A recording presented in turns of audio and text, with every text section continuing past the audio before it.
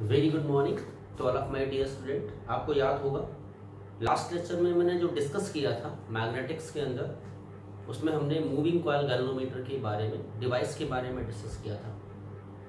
अब हम इस बारे में डिस्कस करेंगे कि मूविंग कॉइल गैल्वेनोमीटर को एमीटर में कैसे चेंज करेंगे और वोल्टमीटर में कैसे चेंज करेंगे। ये आपका डायरेक्ट क्वेश्चन आता है, ध्यान रखना, बहुत इंपॉर्टेंट है।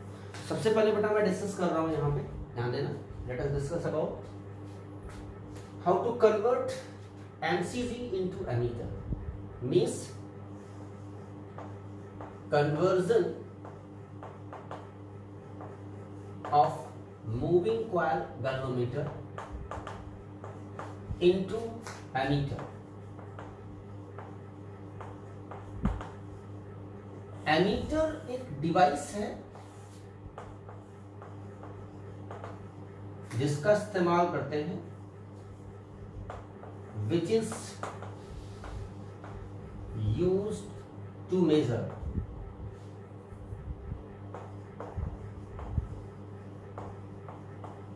Current in the circuit. बहुत आसान है। पूछा जाता है कैसे हम कन्वर्ट करते हैं मूविंग कॉइल गैल्वेनोमीटर को एमीटर में। देखिए मेरे बच्चे, बहुत आसान से पॉइंट्स हैं, करवा भी रखा है मैंने, एक बार यहाँ पे दोबारा रिवाइज करवा रहा हूं मैं। जैसे एक गैल्वेनोमीटर है, इसका रेजिस्टेंस G है, ओके। अगर हम इसके पैरेलल में एक शंट लगा दें, शंट क्या होता है?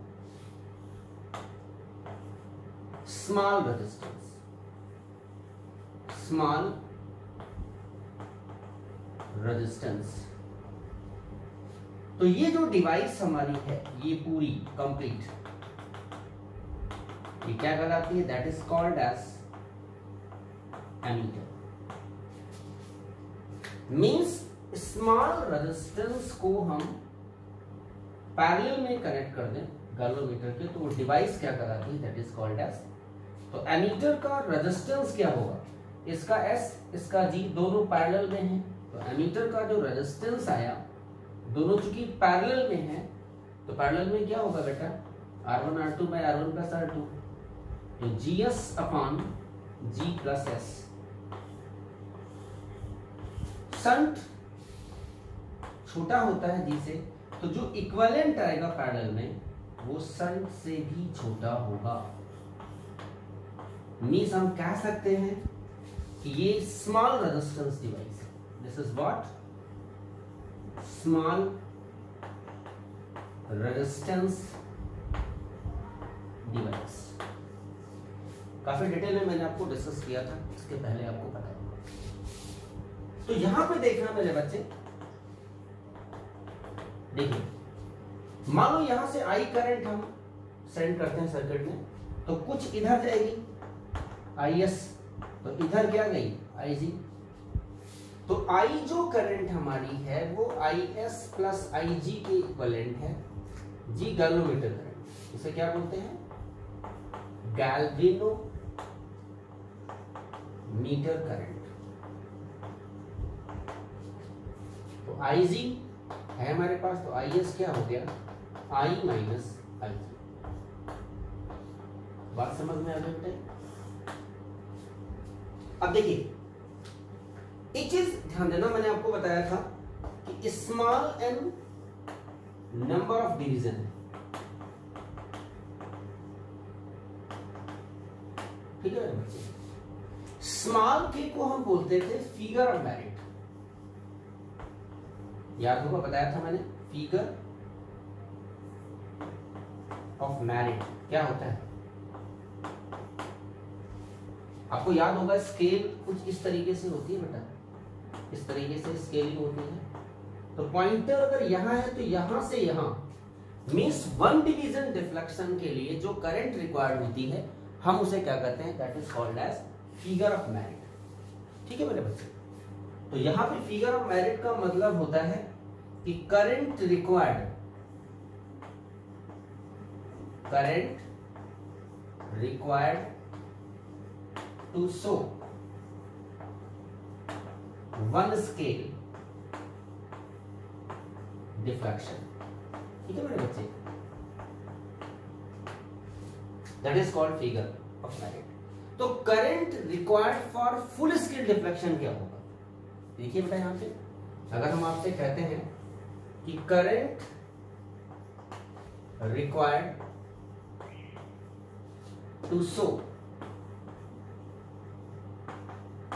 Full scale deflection, full scale deflection, बहुत आसान है, इसे बोलते हैं आईजी, याद रखना। ये क्या होगा? n इंटू के। n क्या है? नंबर ऑफ डिवीजन है, और k क्या है? वन स्केल डिफ्लेक्शन के लिए जो करंट है वो k है, तो n नंबर ऑफ डिवीजन है, तो n इंटू के कर दे तो टोटल नंबर ऑफ, तो this is the current required to show full scale deflection. अब एक चीज देखना बेटा, यहाँ पे चूंकि दोनों ये रेजिस्टेंस पैरेलल में है तो पोटेंशियल डिफरेंस दोनों में क्या होगा? सेम होगा। इसका मतलब जो Vg होगा वो Vs के बराबर होगा, और ये क्या होगा? Ig Rg, Ig इंटू जी, करंट और रेजिस्टेंस का प्रोडक्ट, यहां करंट और रेजिस्टेंस, तो Is इंटू एस। तो जो रिक्वायर्ड रेजिस्टेंस है हमारा वो कितना आएगा मेरे बच्चे? है ना बहुत आसान, जो रिक्वायर्ड रेजिस्टेंस आया बहुत आसान, एस कितना होगा बेटा? Ig बाई Is इंटू जी, और Is की वैल्यू रख सकते हैं बेटा, क्या थी हमारी? I माइनस Ig और इंटू जी। तो यहां से 0 से I रेंज की करंट को अगर हमें मेजर करना है तो कितना रेजिस्टेंस चाहिए? जो पैरेलल में लगाना पड़ेगा Ig by I minus Ig into G. समझ गए? मीन्स ये अगर हम रेजिस्टेंस लगा देते हैं गैल्वेनोमीटर के पैरेलल में, याद रखना बेटा, गैल्वेनोमीटर के पैरेलल में अगर हम ये रेजिस्टेंस लगा देते हैं तो ये पूरा डिवाइस एक एमीटर में कन्वर्ट होगा, और ये जो करंट मेजर करेगा उसकी रेंज क्या होगी? 0 से I की। इस रेंज की करंट को ये क्या करेगा? डिवाइस रिकॉर्ड करेगा। अब ये बात तो समझ में आ गई होगी। अब थोड़ा सा मैं इसमें एक पॉइंट और डिस्कस करूंगा मेरे बच्चे, कि क्या ammeter actual value of current को रिकॉर्ड करता है या नहीं। ठीक है बेटा, बहुत छोटा सा पॉइंट है जो मैं डिस्कस करने जा रहा हूं। देखिए मेरे बच्चे, यहां पे हम थोड़ा डिस्कस करेंगे। देखिए कि जैसे मान लो हम सर्किट लेते हैं, यहां पे ध्यान देना, विजिबल होगा आप सभी को, E और internal resistance small r,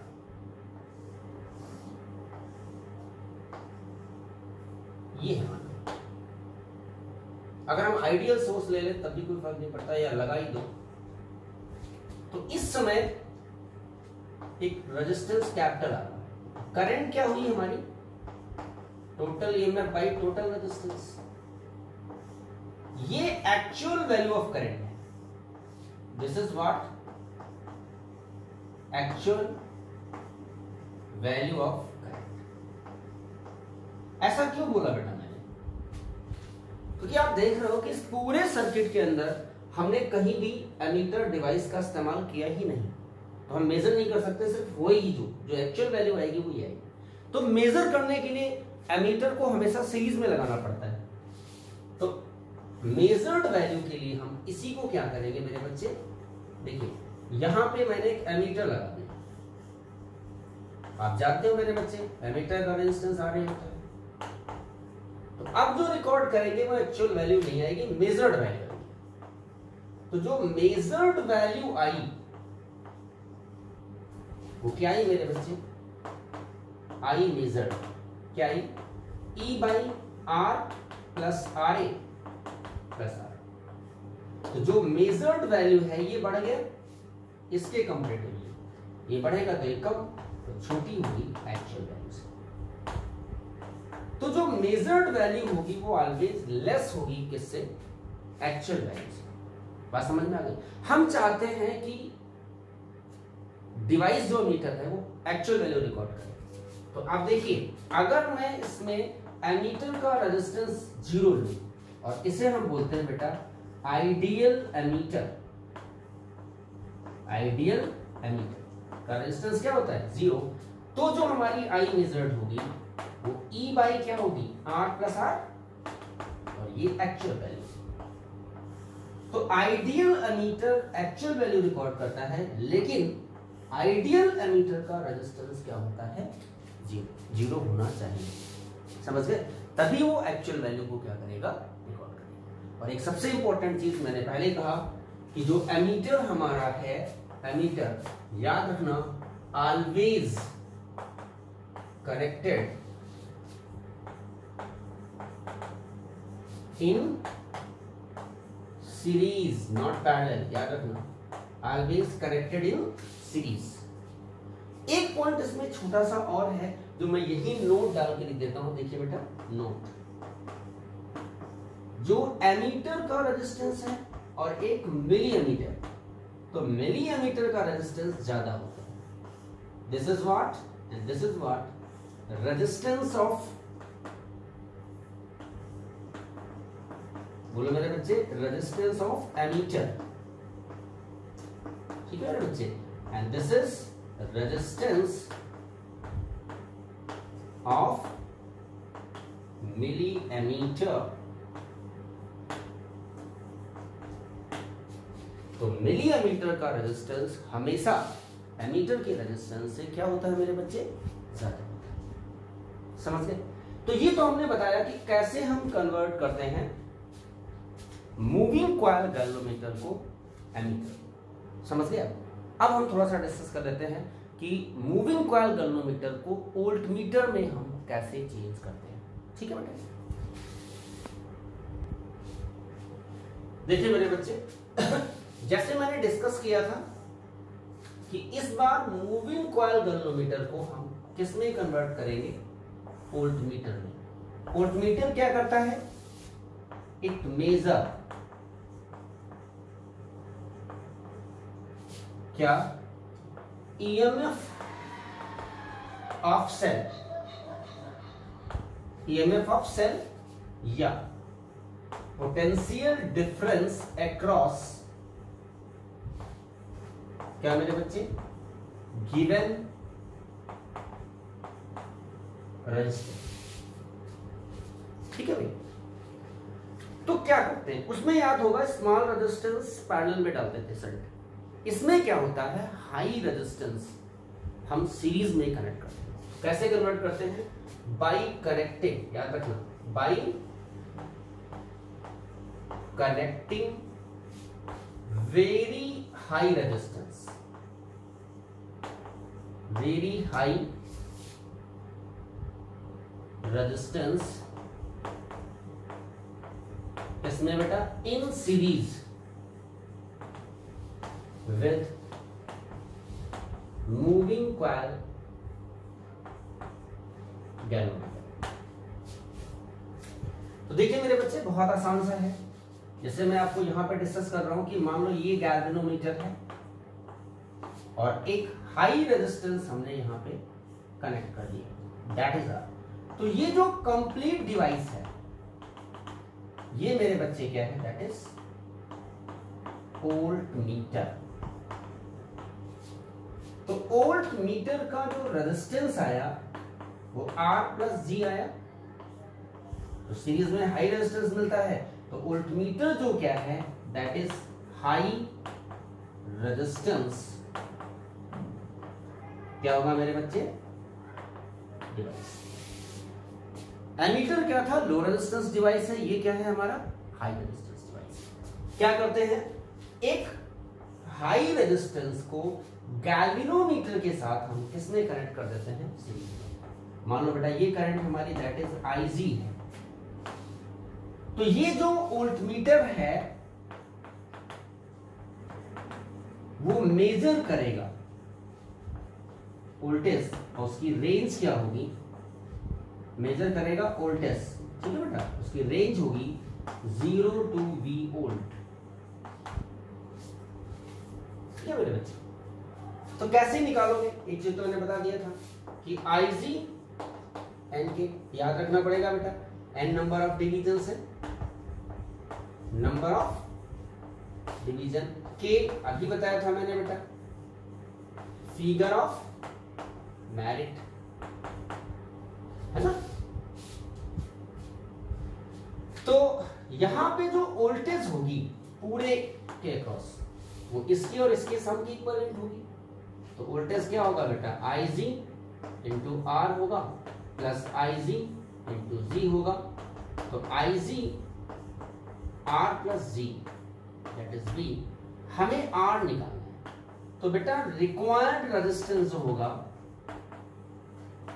required resistance है ना आसान, V upon IG minus G and that is R। Means अगर हमें जो रेजिस्टेंस रिक्वायर्ड है इस वोल्टेज को मेजर करने के लिए, that can be calculated with the help of this result.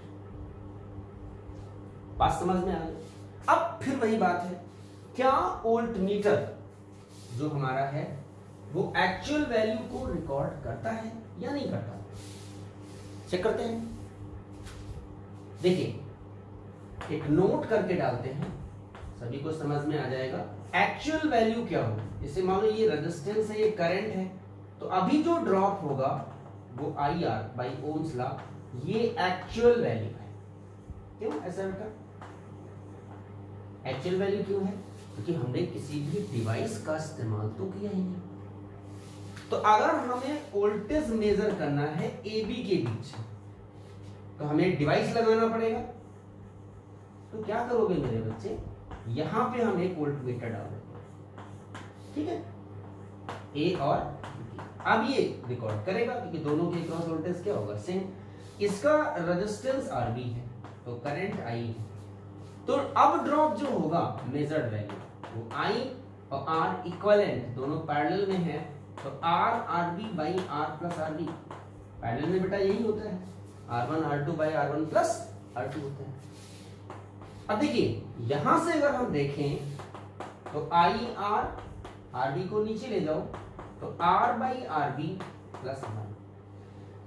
तो ये जो वैल्यू है वो छोटी है किससे, एक्चुअल वैल्यू से। बात समझ में आ गई? हमें एक्चुअल वैल्यू चाहिए।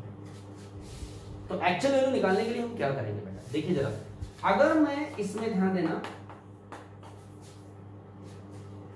थोड़ा सा मैं यहां पे लिख देता हूं, देखिए मेरे बच्चे, फॉर आइडियल वोल्ट मीटर की बात करें, किसकी बात कर रहा हूं बेटा, आइडियल वोल्ट मीटर। तो आइडियल वोल्ट मीटर का जो रेजिस्टेंस होगा वो इनफाइनाइट।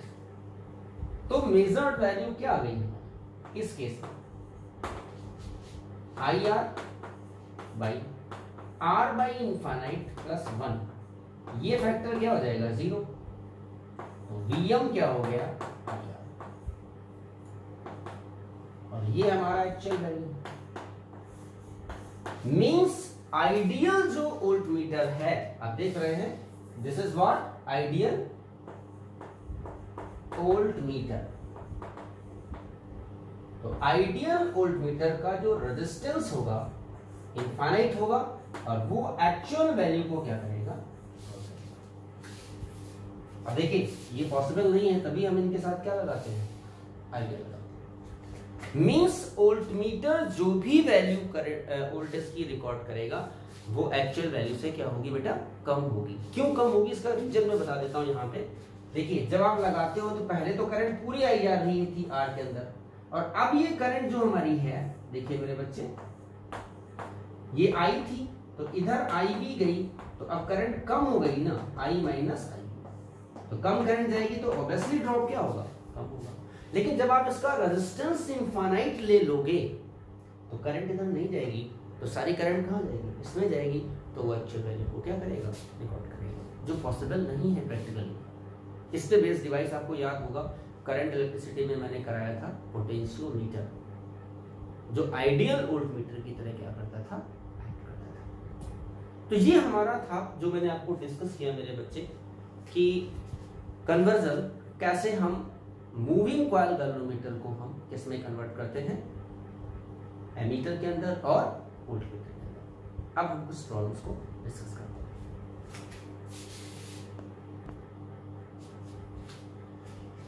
देखिए मेरे बच्चे, एक छोटी सी प्रॉब्लम है।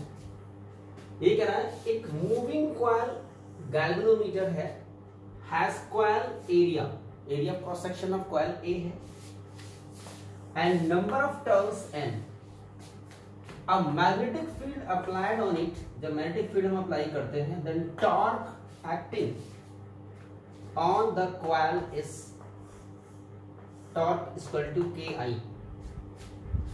If capital I is the moment of inertia of the coil about the axis of rotation, then find, पहला कह रहा है find the value of K in terms of N, A and B।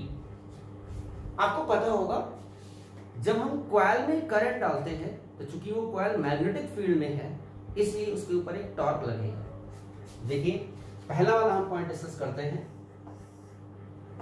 Torque on, बोलिए, current carrying coil, current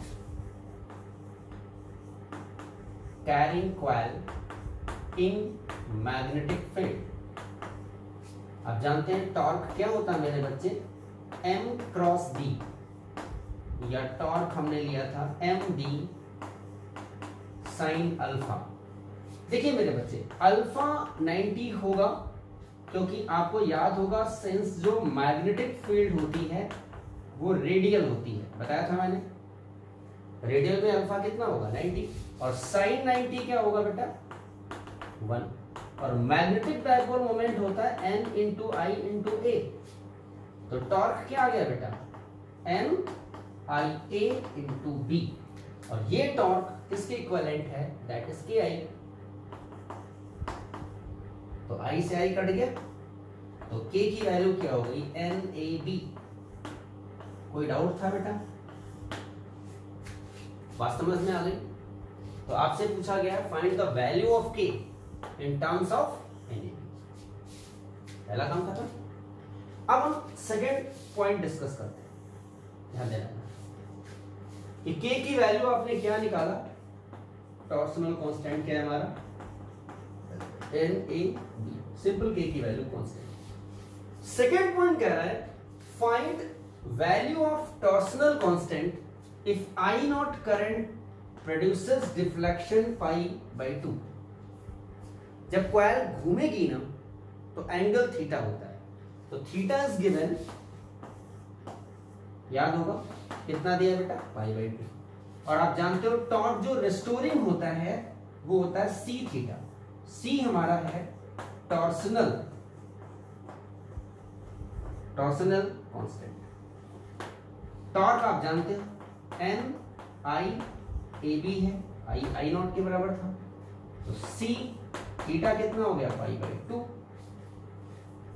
ठीक है मेरे बच्चे, तो C की वैल्यू जो आई मेरे बच्चे वो कितनी I, that is twice N I nought, देखिए मेरे बच्चे N I nought A B, और बाई, तो this is the value of C torsional.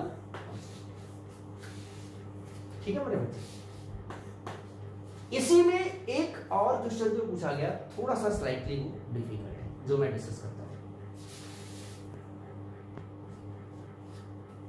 देखिए मेरे बच्चे, थर्ड पॉइंट ये कह रहा है if a charge q is passed in the coil almost instantly through a coil, find the maximum angular deflection in it. Coil में maximum angular deflection कब होगा, जब ऑलमोस्ट इंस्टेंटली अगर हम देखें क्यू चार्ज हम उसके अंदर पास करते हैं। तो एक चीज बहुत आसान सी चीज है, यहाँ पे थोड़ा सा ध्यान देना कि अगर हम ये माने इफ थीटा एम जो हमारा है वो मैक्सिमम एंगुलर डिफ्लेक्शन है।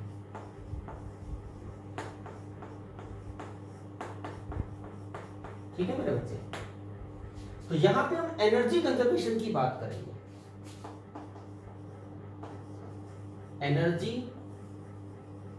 कंजर्वेशन ध्यान देना क्या होगा, half C torsional constant theta M square, और ये रोटेशनल काइनेटिक एनर्जी बराबर होगा half I omega square. Half cut गया तो क्या आ गया मेरे बच्चे, थीटा एम जो आया वो कितना आया, रूट आई बाई सी चलेगा, और ओमेगा बाहर आ जाएगा रूट की।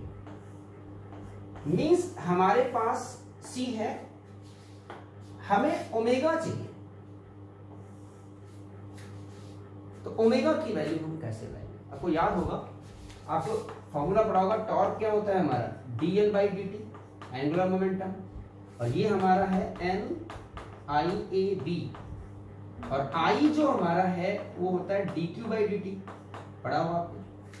तो ये वैल्यू अगर हम रख देते हैं तो dl बाई dt क्या है बेटा, बोलो मेरे बच्चे, n a b और dq बाई dt, ये कट गया।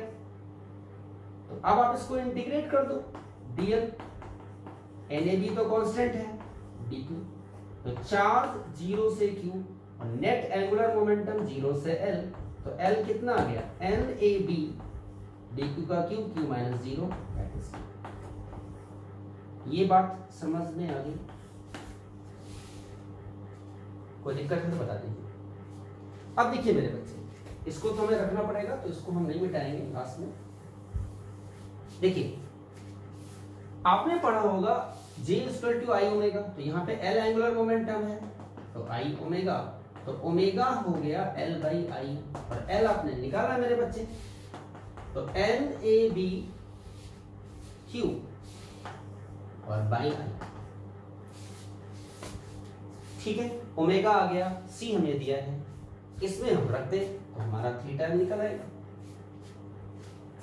बात समझ में आ रही, कैसे करेंगे, चलो रख के देखते हैं। तो थीटा एम क्या आया, लुक है, रूट आई बाई, और सी की वैल्यू हम रखते हैं, तो twice N A B I naught, और बाई पाई था तो पाई ऊपर ले लेते हैं, चलेगा बेटा। अब देखिए ओमेगा था, तो ओमेगा हमारे पास क्या आया, N A B Q by I.